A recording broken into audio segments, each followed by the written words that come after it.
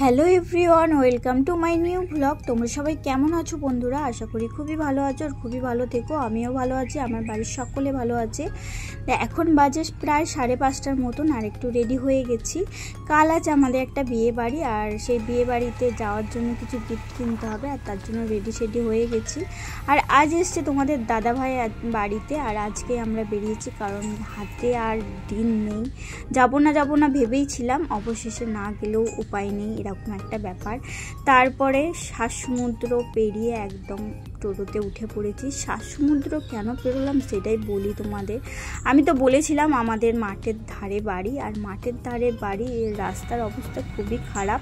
তার জন্যই সমুদ্র পার হয়ে রোডে এলাম, আর রোডের ধারে টোটো পেয়ে গিয়েছিলাম, টোটোতে উঠে পড়লাম।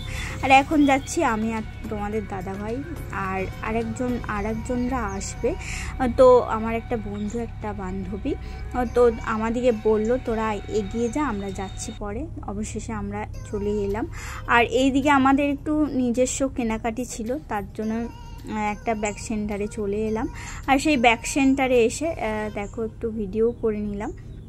তো কি কেনাকাটি করছি সেটাই তোমাদের কাছে একটু শেয়ার করব। চলো, এইদিকে দেখো অনেক দিন ধরেই তোমাদের দাদা ভাই বলছিল পার্স কিনবো। তো ওর পার্সটা ছিঁড়ে গেছে, তো পার্সটা কেনা হচ্ছিল না বলে আজকে একটা পার্স নিয়ে নিল। আর তারপরে একটা ছাতা কিনে নিল। কথাতেই আছে না, বর্ষাকালে ছাতা আর শীতকালে কাঁথা লাগবে।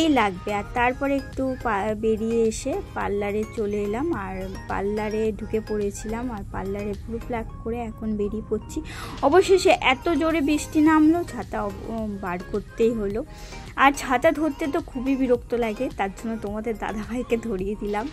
আর এইদিকে দেখো একটু শাড়ি কিনতে চলে এসেছি। আর শাড়ি কিনতে মানে বিয়ে বাড়ি যাবো, একটু শাড়ি না কিনলে হয় বলো? মেয়েদের যতই শাড়ি থাকুক না কেন, মানে যতই আলমারিতে শাড়ি ঠেসে থাকুক, তাতেও মনে হবে শাড়ি নেই।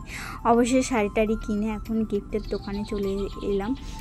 মানে গিফট কি নেব সেটা ডিসাইড করতে পারছিলাম না। তারপরে অবশেষে ডিনার সেটটা পছন্দ হলো, চলো কিনে নিলাম। আর আজকের মিনি ব্লগটা এখানেই শেষ করলাম। আমার ব্লগটা কেমন লেগেছে অবশ্যই কমেন্ট করে জানাবে। ভালো লাগলে একটা লাইক, কমেন্ট, শেয়ার, সাবস্ক্রাইব করে দিও। আর কারা কোথা থেকে দেখছো অবশ্যই কমেন্ট করে জানিও। এটা হচ্ছে শ্যামসুন্দর বাজার। তো চলো আবার একটি পরবর্তী ব্লগে তোমাদের সাথে দেখা হবে। ততক্ষণের জন্য টাটা।